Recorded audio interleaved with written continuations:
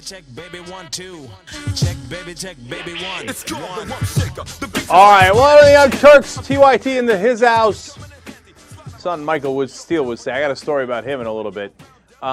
For those of you who didn't catch the Dylan Radigan's show earlier today, first of all, what's the matter with you? Second of all, you know I'm on every Tuesday, so we did my daily rant. I did it on what we talked about yesterday on the show. Glenn Beck should be banned from Ground Zero. But anyway, I thought the fun part was that we got Dylan to say, "Get!" He's like, "What is that?" I had to tell him it was a mountain man. Hey, JR, do you remember where that mountain man was from? I guessed Kentucky on air, but I forget. I was trying to remember after that. For some reason, I want to say West Virginia, but that could be just my faulty memory working again. Mm-hmm. Yeah, it could be. I'm not sure. Anyway, on the way back, Andrew was with me, and we decided the ultimate goal should be to get Chris Matthews to say, "Documents!" Or, I can go in 100 different ways. Well, Tamron Hall to say, "Touch me on my studio." Okay, no, that's wrong. I did also reject myself. Okay. No, I know, I'm the bad guy. All right, so now look, we got a big show ahead for you guys, so let's just get started already, okay? Just calm down.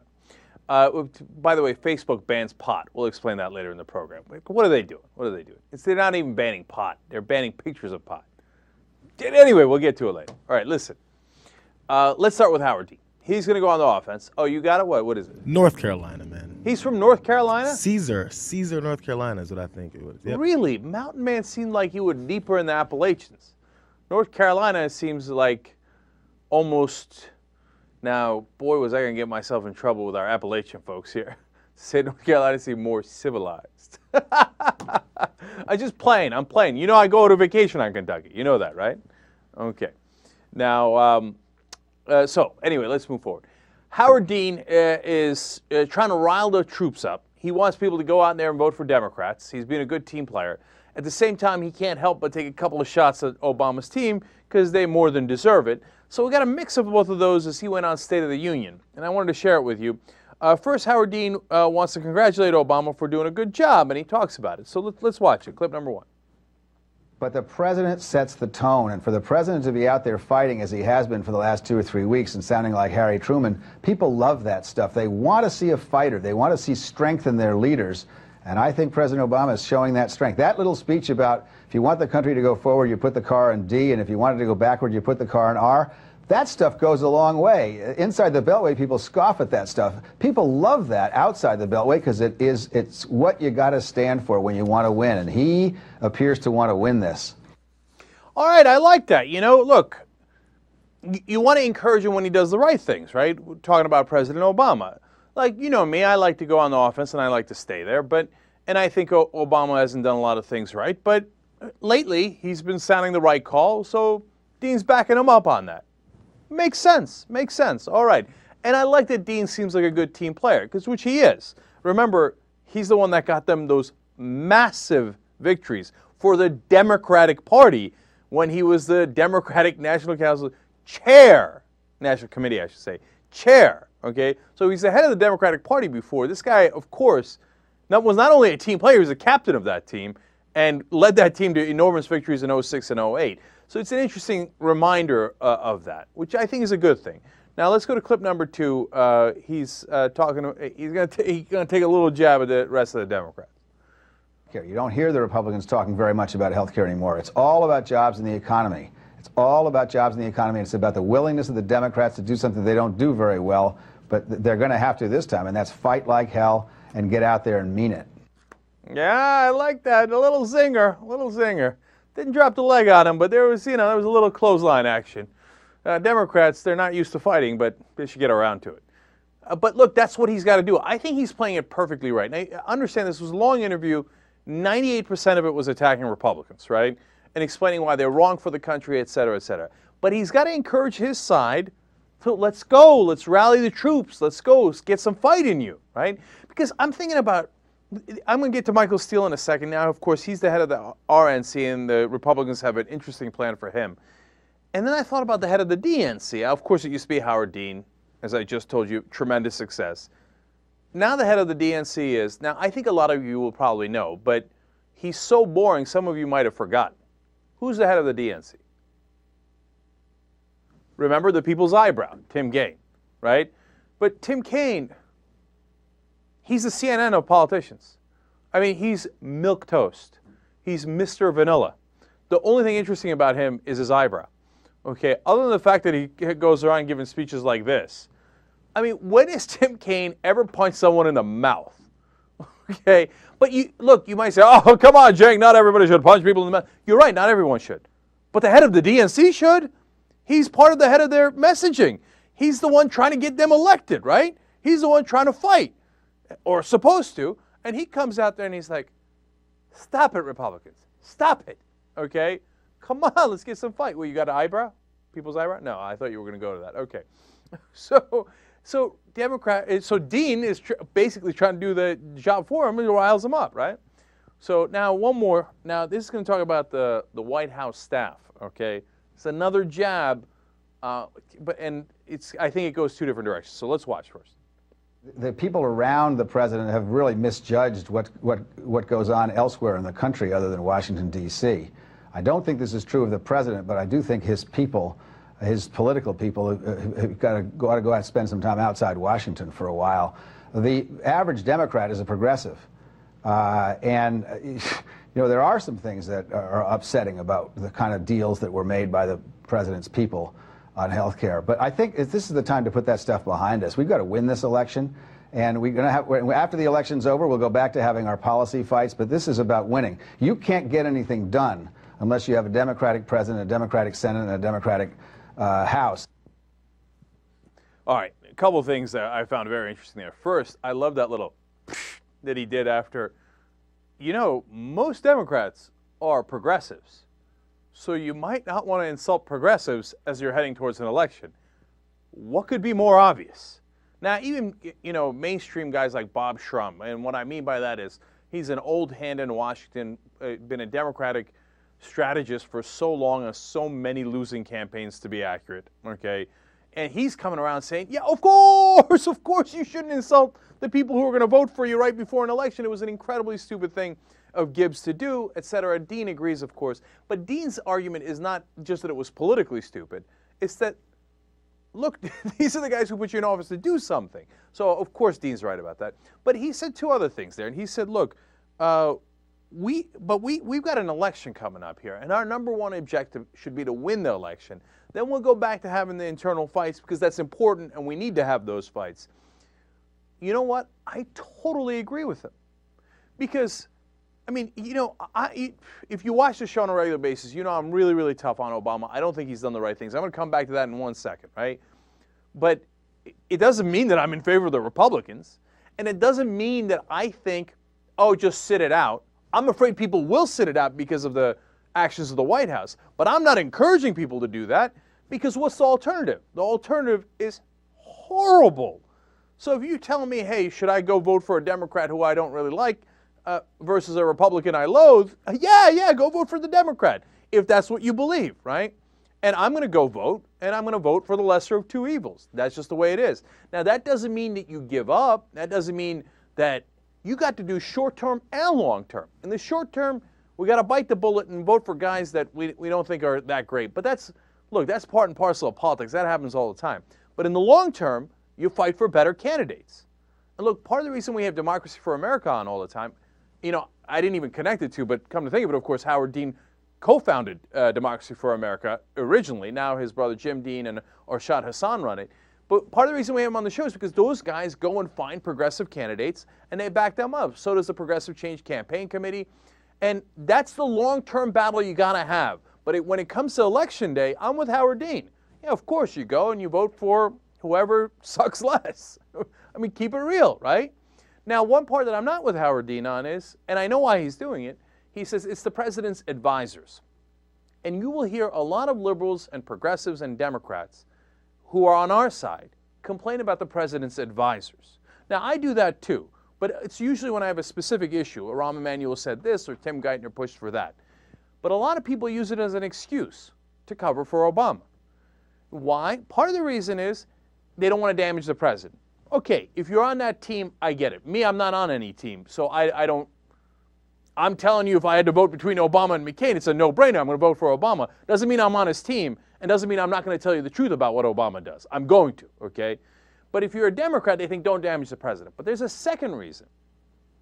They're afraid to, because they think, oh, you know what, President Obama is really, really popular, especially with progressives and Democrats, etc. And Rahm Emanuel's not that popular. Tim Geithner, Larry Summers not that popular. It's easier to hit them and say, you know what, Mr. President, we love you. I mean, you're a good guy and everybody likes you. Come on. I'm not saying anything against the president. I'm just saying that, you know, your advisors are not right. The third reason is strategic, to say, hey, you know what, to isolate the president from those advisors, hopefully get those advisors out, get better advisors in. But my job is to keep it real. So let me tell you, point number 2 doesn't make any sense. It's the president who hired those advisors. It's the president who makes those decisions. He's the one who immediately hired Rahm Emanuel, hired Tim Geithner. We have internal reports from the White House, very good resources, saying that he has a man crush on Tim Geithner. So I'm the bad guy, and I'm here to tell you the news. It's the president. Okay, he likes Emanuel. He likes Geithner. He likes Summers. That's who he is. He's an establishment, conventional guy who tries to dance around the edges, and he'll try to get you something a little better than what the Republicans would have given you, which is not very hard. So if I had to vote between him and a Republican, I'm going to say it for the 3rd time now. I'd vote for him because I don't want the loathsome alternative. And I believe in voting, so I will go vote. In 2010, now, of course, the president isn't up, but your local congressmen and senators are. Okay, but that doesn't mean that you don't push all the way through, if you're me, and if you care about these issues, to get him to do the right thing. And part of the reason I'm telling you all of this is because you'll see, as Dean said, Obama all of a sudden sounds like Harry Truman. And it seems like it's working. And it seems like he's a lot more progressive. And he's a lot more of a fighter. But if you don't keep pushing him, the minute the election is over, he's going to just go right back to being Rahm Emanuel and Tim Geithner's best buddies. And he's going to go back to, how do I make a deal with the Republicans? And they're trying to figure out now, the Democrats are, gee, why don't we have voter apathy? Well, it seems like we're a little late here in riling up the troops. Yeah, that's because the minute you got elected, you walked the other way. So, and all of Washington's trying to figure this out. And it's funny because they're confounded by it. There was a huge Politico article yesterday, and it says, Dems urge Obama to take a stand. And you can feel the writers like, this is kind of curious. This is weird. We don't really get it. Because the right wing says he's like socialist, and the left wing is dissatisfied with him. But why? Fox News told me the guy is a Maoist. How could the left be complaining? When I saw the article, you know, first thing I thought, mission accomplished. Why? Politico is as establishment as it gets. I mean, they live, breathe, and eat talking points, right? And 8 out of 10 times, it's Republican talking points. They eat that stuff for breakfast, lunch, and dinner. So if you got a story in Politico, it was actually their lead story yesterday, talking about, some progressives aren't happy with the president. We finally reached them. I mean, because these guys are Washington, and Obama's affected by Washington, right? We finally reached Washington, where Washington was like, they're like constantly looking to the right. What should we do? How should we react? Should we fire somebody? What should we do, right? And then all of a sudden, they got hit upside the head from the left, and they're like, what happened? Oh, there's somebody on the left? Good. Mission accomplished. Yeah, we're over here. The majority of the country, the guys who put these Democrats into office, over here. Okay?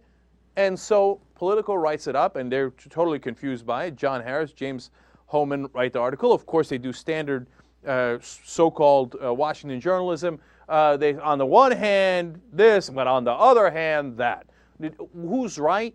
Which way did Obama actually go? Those are issues and policies. Let's just write the horse race aspect of it, and who's in favor of him and who's against him, right? Like, for example, if I was doing this story, I'd say, hey, wait a minute. Do these progressives have a good point?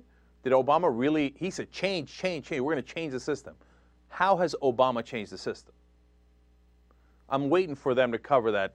They wrote 5 pages. Maybe it's on page 6 or 7. Okay. Anyway, they do have a good quote, though, from some inside players. They go to Al Frum, who is the founder of the DLC, which is centrist, democratic centrist, right? But he said this, and this is good. Quote, It seems to me that one of the big differences between Clinton and Obama is Clinton's political strength came from what he stood for and what he did. Obama's political strength comes from who he is. He tries to be practical, but practical without a philosophy can look political. Think about that for a second. That's a really good point. Now, look, you might disagree on his defense of Clinton. Of course, he's a big-time Clinton fan, etc. I happen to largely agree with him. And I think it was different times, and as quote-unquote centrist as Clinton was, as conservative as he was in some cases, I thought that suited the times better, right? But when you go to Obama, that's where I think the real gem of that quote is.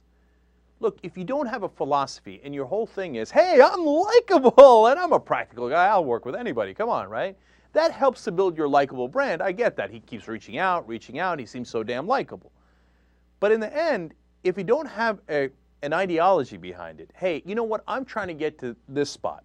I'm trying to get to X. So, hey, country, come with me. Because what I'm trying to do is, for example, I'm trying to rebuild the middle class so we can all have jobs.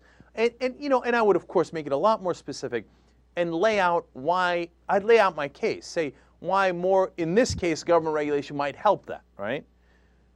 But if you don't have that and you're just making deals left and right, oh, drug company, yeah, you got a deal. Bankers, you got a deal. Oh, I'm so practical and likable. At the end of the day, people feel, hey, you know what? That's kind of empty. And maybe this guy's just a politician. And they're not that wrong for thinking that. Now, I'm going to be a little obnoxious here, and I'm going to compare them to him to CNN as well, right? Because CNN feels like they got a great brand. It's always a place for news. When there's breaking news, you turn to CNN. And they actually, I read a Vanity Fair article about it recently, they're actually still making a ton of money because advertisers go, they pay, et cetera. It's not their profitability, but their ratings are going down, right? But eventually, the advertisers are going to look and go, wait, what's there? What are they doing at CNN, right? And it's kind of milquetoast. It doesn't offend anybody, but there's no audience because nobody's going there. And I feel that same emptiness from Obama. Like, oh, people kind of like him, but what's he for? And then, okay, so he made those deals and these deals, and in the end, you're left with kind of emptiness.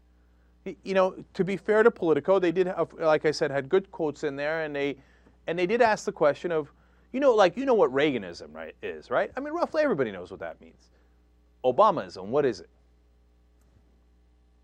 That's a devastating point. What does Obama stand for? Remember, during the campaign, it was easy. He stood for change.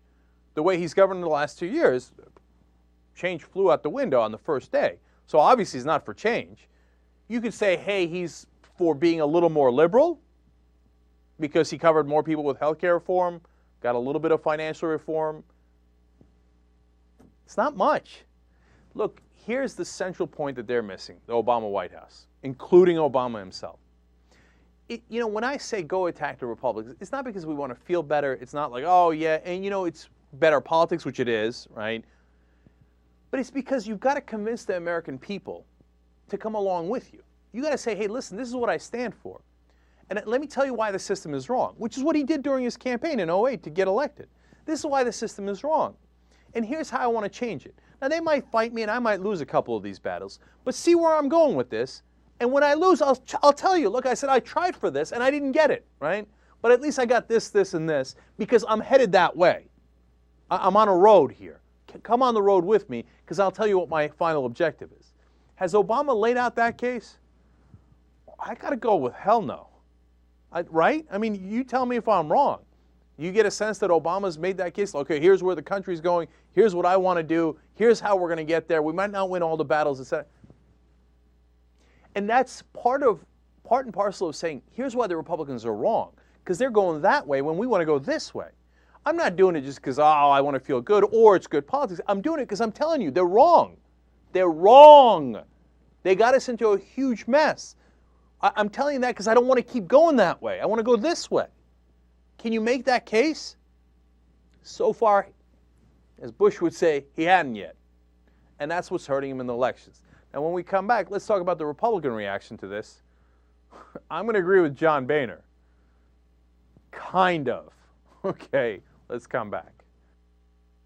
The wrong thing, you worry about the wrong things. The wrong things, you worry about the wrong things. The wrong things, you worry about the wrong things. All right, back on the Young Turks. We will get to John Boehner worrying about the wrong things in just a second. I see you. I'm not sure you intended that. But anyway. All right, but first, real quick here.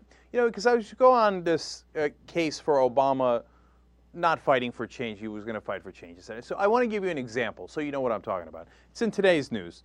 There's a guy that was at the Bureau of Land Management, and he was overseeing mineral production, and he wound up taking gifts from oil companies and misused their travel funds.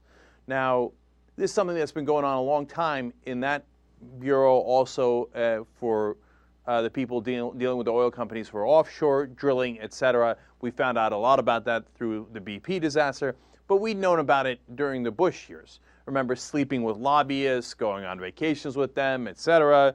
And this particular guy, Steve Henke, took gifts from Williams Exploration and Production. He took golf tickets, lodging, meals. He even solicited donations for his son's youth baseball team. Okay? I mean, it's brazen. He's going around saying, all right, what are you going to give me next? Okay? I'm regulating you, so contribute to my son's baseball team, give me a golfing outing, etc., right? You want to know where Stephen Henke is working right now? You're not going to be shocked to find out that he retired in May to become the head of New Mexico Oil and Gas Association. By the way, he was a regulator in New Mexico of the oil and gas industry. So this is how organized bribery works. So if you were in New Mexico, you think he was looking out for you? Of course not. He was looking out for his son's baseball team. He was looking out for his own pocket. And now he's getting a lot more money to work for the people he had sold out for. Now why connect this to Obama? Look, I don't expect Obama to know what every guy is doing in every division. That would be absurd, you know. So this guy's at Bureau of Land Management in New Mexico. I'm not putting that on Obama at all. And he was probably hired during the Bush administration. It got nothing to do with Obama, right?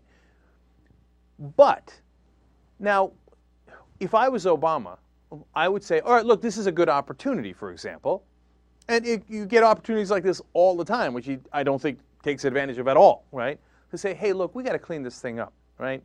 Look, the problem isn't even that at the golfing outings. The problem is, look at the new job he's got. That he didn't do his old job when he was a regulator because he couldn't wait to get paid to go back into the industry. Well, there's a huge problem, not just in the Bureau of Land Management, it's a huge problem all over the government. And this is the kind of change that I wanted to bring to the system so it wouldn't happen again. So here's my new proposal. If you work for the United States government, you cannot work for the industry you regulated or as a lobbyist for anyone for 10 years. Okay. Now, look, that wouldn't solve it, but that'd go a long way towards discouraging people from selling us out when they're supposed to be our cops, protecting us, looking out for us, when they're looking out for their own pocket. That'd go a long, long way, right? Now, you think that would pass in Washington? My guess is no, right? But hey, you know what? First, let's try, because you said you'd try for change, right? Second of all, hey, maybe 10 years doesn't work, but you fight and you fight and you put the Republicans in a spot and you say you're for the lobbyists and you're for these guys robbing the American taxpayer and it costs the budget this much and you put that much more into the deficit. It's your fault until they get tired and maybe we get a 3-year ban. I'll take it. I'm not an ideologue. I'm willing to strike a deal. I appreciate somebody being practical. What I don't appreciate is no effort. So, I mean, he didn't have to do it based on this, but he could have done it on any of them. And did he? Did he, over the last 2 years, come out and say, hey, look, the system's wrong. I told you I was going to change it, and here's how I'm going to do it. He didn't do it. I'm the bad guy. I'm telling you the truth. Okay? I'm the messenger. So please don't shoot the messenger. Okay? And so now we go to the other side, right? And of course, it's much, much worse. So John Boehner comes out and he says, okay, that's it. Time to fire Obama's economic team. You know, Geithner and Summers, et cetera, they went in the wrong direction. You got to get rid of them. Well, I agree, right? So why, though? Now, we think Geithner and Summers, and we've been saying it from day one, went in the wrong direction because they gave all the money to the banks. You want to know what John Boehner's reason they should be fired is? they don't agree with more tax cuts for the rich. So Geithner and Summers should get fired because they're too tough on the richest people in the country? That they should have given them more tax cuts? And that would have created more jobs. And that's why I'm telling you, if you ask me, should you go out and vote? Of course you should go out and vote. It's your responsibility, I think, as a citizen. And it's not just that it's your responsibility. It's not homework. It's that if you don't vote, you're going to get guys like John Boehner in charge. And imagine how much more we go in the wrong direction. His answer, and he explained this in the same speech, his answer to our economic problems, of course, I don't even have to tell you, you know it. Tax cuts for the richest people in the country. The top 2% must get their $700 billion. There is no evidence to support that leads to more jobs. We've been over this 100 times. In fact, those are the same tax cuts that part of the reason we had this enormous economic collapse. But he doesn't care. They're brazen about it. And they stand up and they're like, we're for rich people. I'm John Boehner. I love rich people. And I want to give them $700 billion more. We did Mitch McConnell yesterday. He was on Meet the Press and we showed you the clip where he says, they keep asking him over and over, isn't that going to blow a $700 billion hole in the budget? And you say you care about the budget. He's like, all of a sudden you want me to pay for tax cuts? No, of course, we've never paid for tax cuts and we're not going to pay for them now. In essence, telling you who gives a damn about the deficit or the budget. They were kidding. The only thing that is a priority for the Republican Party is to look out for the richest people in the country. That's a certifiable fact. Now, why am I telling you they're brazen? And why are they doing this so out in the open? Like, hey, our only answer is give it to the top 2%, right? It's because they don't get adequately challenged by the Democrats. So that's why they can do it all day long. If I was the head of the Democratic Party and they did that, there would be a price to pay. I'd rip their face off, proverbially, okay? And I'd get out there every day. I'd be like, John Boehner, who represents the Richie Rich Party, who has done nothing but help the rich in this country. John Boehner, who hates the middle class in this country, who's un-American, only wants to protect the top 2%. Oh my God, no, you can't say John Boehner's un-American. Why not? They say you're un-American all the time. They do it for a living. You can't say, oh, no, wait. Hey, listen, how are you going to get people's votes if you don't tell them what's wrong with the other side and what's right with you? We got an election coming up. Anybody home?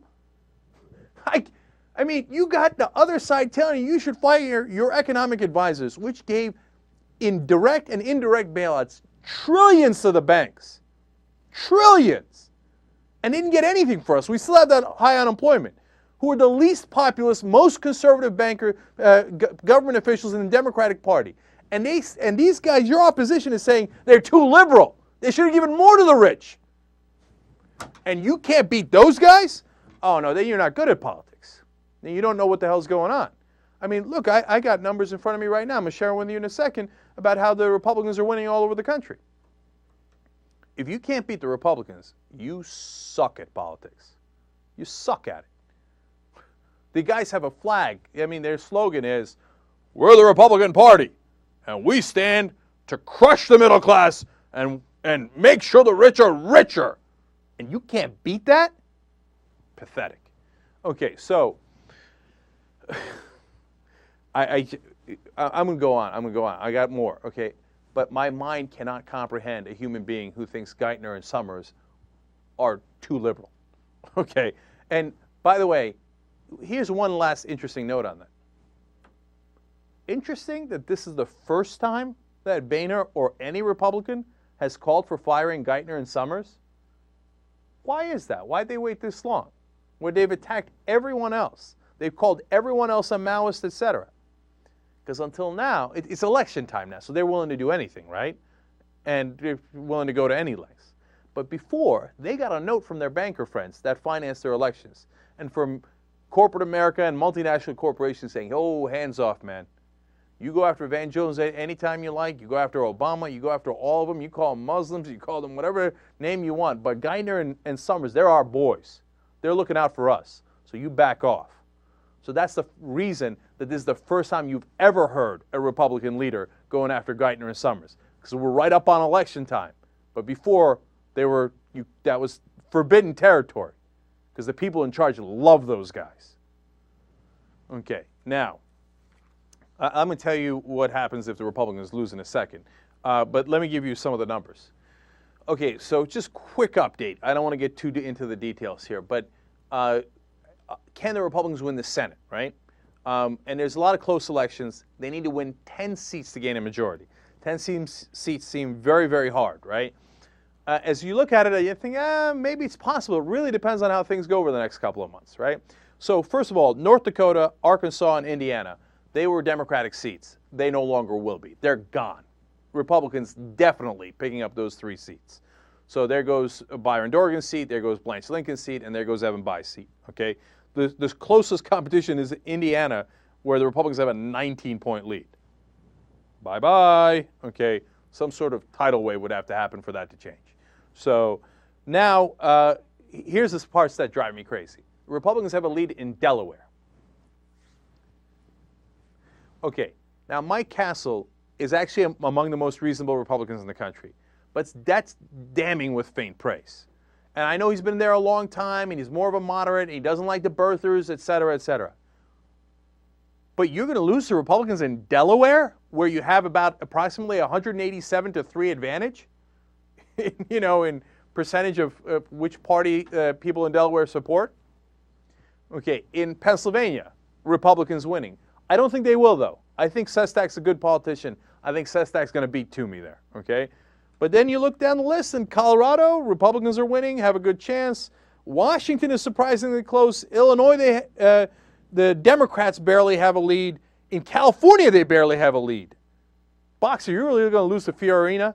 Come on. I mean, if you ask me. Supposed to do, you take them out of the office and hit them with a stick a couple times. They will do. This woman ran Hewlett-Packard in the ground. That's her big talking point. Oh, I'm big CEO. I know about business. I'd do one ad after another. Hewlett-Packard stock going down. Hewlett-Packard under Carly Fiorina, a ball of flames. And I'd be like, well, what does she do? You're going to do what for California, what you did for Hewlett-Packard? Put us in a ball of flames until we have to fire your ass? Hey, Jay, am I crazy? The crazy one here? Do they know how to do politics? They don't, right?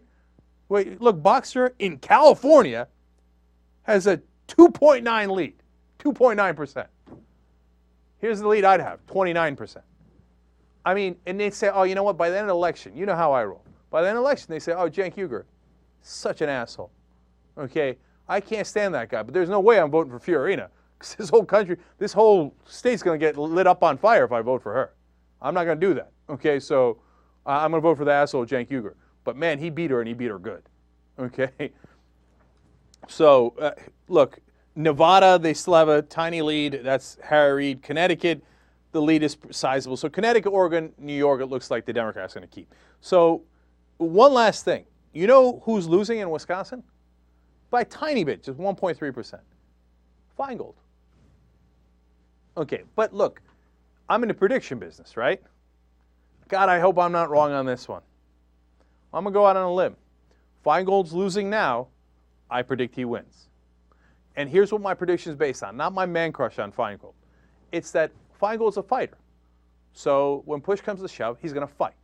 And he's going to say, look, and the other guy's going to say, oh, he's a liberal. He's the one guy who voted against the Patriot Act. Liberal, liberal, liberal. And look, the one guy who actually is a progressive in the Senate is Feingold. But my guess is he's going to do what he's done throughout his career. He's going to come out swinging, and he's going to say, yeah, damn right I'm a progressive, and this is how I plan to represent the people of Wisconsin. And my guess is he'll win. We'll see. That would suck if he lost, okay, to be honest with you. So we'll see how that goes. He's getting outspent, of course, da-da-da. We'll keep tabs on it. And then I don't want to get into the Democratic races, but the bottom line is, and actually the Democrats might win a couple of Republican seats. There's at least a chance in places like Kentucky, Ohio, Missouri, okay? So 3 seats are definitely going to flip. As many as 11 could. I don't think it's going to, right? But those 8 that are in question, and if you include the 2 Republican ones, let's be generous to the Democrats, about 10 seats that are in question. Look, man, Democrats, we got September and we got October. You got 2 months to make your case. I know you're going to be much more progressive now than you ever were when you're actually governing. I get that. I'm going to give you a little bit of a pass on it. Go, go, go. Take them out. Supposed to do, you take them out of the office and hit them with a stick a couple times. They will do. All right, but with the people's eyebrow leading and Obama leading, wish us luck. Okay, real quick, 2 more stories regarding the elections. One is on Michael Steele. Great write-up now. Quotes from all different Republicans. If they lose the elections or they don't win as much as they expected, who's got a bus waiting for him with his name on it? Michael Steele. Okay, so they're already saying, oh, if anything goes slightly wrong, it was Michael Steele's fault. Michael Steele. So if things go right, he's going to get fired anyway. Okay, the handwriting's on the wall. They just said, and we reported this earlier, everybody involved up and down the RNC and the Republican Party is like, oh, he got to go, he got to go. But we don't want to do it in the middle of an election. But if anything goes slightly wrong, they're like, Mr. Steele, please meet the underside of this lovely Greyhound we've got for you. Okay. Now, but he's partly earned it. One, he's been terrible about the messaging. But number 2, they're out of money. Not something you really want to be out of as you're coming close to an election. Not out of money entirely, but they certainly have a lot less than the Democrats. And in some states like New York, they literally almost have nothing left. So how are you going to win when you don't have any money and you're the Republican Party? You don't have the people on your side. You don't have any principles that you can argue that the country is going to make anything better, and you don't have money? Yeah. So Michael Steele will at least have deserved, at least partly deserved, the underside of that bus. All right, I got more for you, but let's take a quick break here and come back.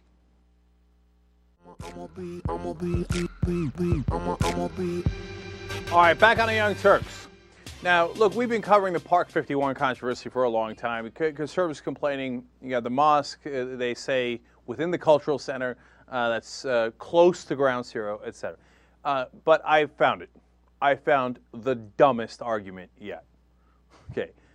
You know how Glenn Beck and a lot of the others are saying, oh, they're going to open this mosque on 9/11. Okay, that's totally not true, just made up, 100% made up, right? So I'm like, where did they get that from? Where did they get it? And there was an article in Associated Press as to not necessarily where that rumor came from, but to conservatives' anger about another 9/11 situation. So what is it? Well, this year, Ramadan, the holy holiday for the Muslims, ends on 9/11. How dare they? Except, of course, they work on a lunar calendar, and so Ramadan shifts throughout the year. So sometimes it'll be in January, sometimes it'll be in September. You get the idea. It's all on a lunar calendar. And they do not control the day that that month of fasting is over. It's preset from about 1,400 years ago when they first started. So was it Muhammad's plan that one day in the year 2001, my people will strike in a country I've never heard of, in a building that is yet to be built? And then, how many years later? 9 years after that, our lunar calendar will finally have Ramadan being celebrated on 9/11. Come on, please tell me you can't be that stupid. But of course, conservatives can't answer that question. They gotta say, no, some of us are that stupid. So they think this is part of a plot. What are you gonna do with these folks? I mean, how do you have a rational argument with them? You can't. So now there are some, don't get me wrong, there are some rational folks on the Republican side. So who's it going to be? In situations like this, on issues like this, of course, it's going to be Ron Paul. So he's on CNN. He's addressing Park 51 as well. Let's listen in. Clip 4. Is what happened on September 11th, 9 years ago, different? The worst terrorist attack on U.S. soil. Are there certain lines to be drawn, even when it comes to this property rights issue? No, you should draw lines, but I think the lines are being drawn improperly. Al-Qaeda was responsible. Several hundred Al-Qaeda existed at that time, and maybe there's still several hundred more. But that doesn't mean the whole Muslim religion should be indicted. That is my complaint. I mean, McVeigh probably was a Christian, and he bombed the Oklahoma federal building. But does that mean that a Christian church can't be built near there and Christianity is blamed? No, I don't like that broad brush. The implication here is that Islam caused 9/11, not a narrow branch of the Al-Qaeda. To me, that is crucial because it deals with our foreign policy. Yeah, leave it to Ron Paul to make sense. Man, I'm telling you, man, on some of the stuff, I think, like, what is he talking about, right? We've had him on the show. We've disagreed on, fiscal policy. We both agree that the system is broken. We disagree on how it gets fixed. But on foreign policy, when he says stuff like this, it's so obviously true. Other than the fact that Fox News and some of the other Republicans are so disingenuous, I don't really know how you can disagree with him. All right, but he's going to take it one step further, too. Let's go watch the next clip. Well, I worry about it because I'm afraid it stirs up hatred, and that's why I worry about it. I mean, and I think they're off on a tangent. I think the purpose was too often to just blame Islam, but there's other mosques in that area. This is not on, right where the towers were. This is over, not too far, down the street. But what about these strip joints? Are these people who are holier than thou condemning the strip joints nearby because it defames Ground Zero? So I don't think that's the consistency. I think this goal was to blame Islam for 9/11, and I think that is wrong. I don't think that was the cause. Al-Qaeda did it. Yeah, there's nothing I can add because the guy's 100% right. I mean, you almost, like I said, literally can't argue with it. What are you going to say? The strip joints aren't there? They are there. And you're saying that the conservatives cared about that before? No, they never cared about it. They made all this thing up. Frank Rich wrote a great article. I actually already tweeted it out. It's not a big deal. Twitter.com/The Young Turks. You should follow us. But anyway, Frank Rich wrote a great article about this. He said, look, the New York Times wrote a huge story about this Park 51 project in December of 2009. And not a peep was heard. Everybody was fine with it. To the point where Laura Ingraham had one of the founders, Imam Rauf's wife, Daisy Khan, on her program. And we're like, oh, what a great idea. And these guys are all moderate. And it was all good. And then the New York Post, owned by News Corp, by Murdoch, the same people that own Fox News, decided, we're going to start a war on this. And they said, oh, the Muslims with their mosque. Oh, right on Ground Zero. How dare they? And then Fox News was like, oh. And they heard the clarion call on the Wall Street Journal editorial page, and they all piled on. Until people like Laura Ingraham, Glenn Beck, who'd been on a program with Imam Rauf and called him a good Muslim in 2006, they all turned around, they're radical, terrible, right? Here, we'll show it to you. Here's Laura Ingraham with Daisy Khan before the controversy began on Fox News. Let's watch. Clip number 11. Now from New York, the Imam's wife, Daisy Khan, the executive director of the American Society for Muslim Advancement. Questions, I can't find many people who really have a problem with it. Bloomberg is for it. You got rabbis in New York saying they don't have a problem with it. Why near Ground Zero? Why'd you choose that space? Well, I think the closeness of the center to Ground Zero, first and foremost, is a blow to the extremists. And, we Muslims are really fed up, Laura, of having to be defined by the actions of the extremists. We are law-abiding citizens, we are faithful people, we are very good Americans, and we need to project a different message of Islam, one of tolerance, love, and the kinds of commonalities we have with other faith communities. And this center will be dedicated to promoting what it means to be Muslim, but what it also means to be American. And that is the real message that needs to get out. When you see surveys, and I know your group takes a moderate approach to, Americanizing people, assimilating people, which I applaud. I think that's fantastic. And what we have to do is talk about what is the central core of all faiths, which is the love of God. And this is the message, and this is why we want to create a center so close to Ground Zero to promote a different message, one that most majority of Muslims live. I mean, the extremists are a fraction of a fraction of a fraction. And they don't represent the majority view. And what we are afraid of is that they become the center and the majority, and we have to stop that. I like what you're trying to do, and Ms. Khan, we appreciate it, and come on my radio show sometime. We appreciate it very we need much. the support of people like you, seriously. Yeah. So, before Fox News decided to gin up the controversy, Laura Ingraham, on the O'Reilly Factor, really liked what Daisy Khan was doing. She really appreciated it. She wished she'd come on the radio show more often. She called her moderate. She said, I applaud what you're doing, and that it's, quote, fantastic.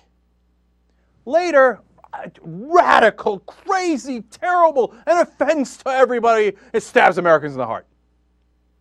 Gee, I wonder how that happened. That happened because they created a controversy out of thin air.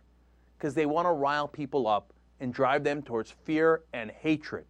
And they use it for political purposes, and they don't give a damn what the reality is, and they don't even give a damn what they said earlier on their own station. By the way, one last thing here. I'm going to stretch this a little bit. I want to play you Laura Ingraham today, talking to Karl Rove. Let's see if she's changed her tune a little bit. It's mainly Rove, but you'll see her in there too. Let's watch. Inflammatory comments and refusal to rule out money from Iran and so forth, that he was working both in the Bush administration and now for the Obama administration. Why did you guys think he was the right person to build bridges? Well, and if he is, I'd like to know. First of all, I'm not certain working is the right title. The State Department for decades has sent delegations abroad, mainly to Europe in the 1950s and 60s, right. Other parts of the world in the 70s, 80s, and 90s in the 21st century.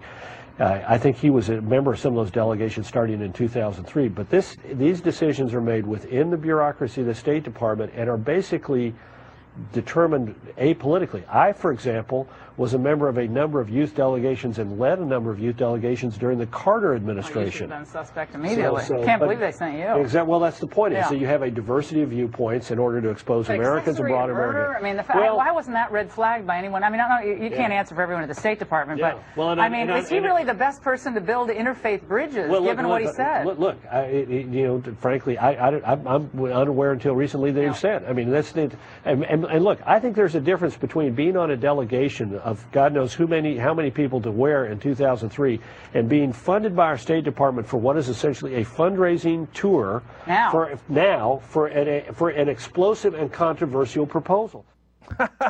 All of a sudden, Laura Ingraham was like, this guy, what he said is terrible, murder, this. What happened, Laura? I thought you thought it was like the most moderate, wonderful thing in the world before. Daisy Khan is married to Imam Rauf. They're the couple that's doing Park 51. Karl, how could you do this? And then, of course, Rove's excuse is, oh, look, I was on a youth program under Carter.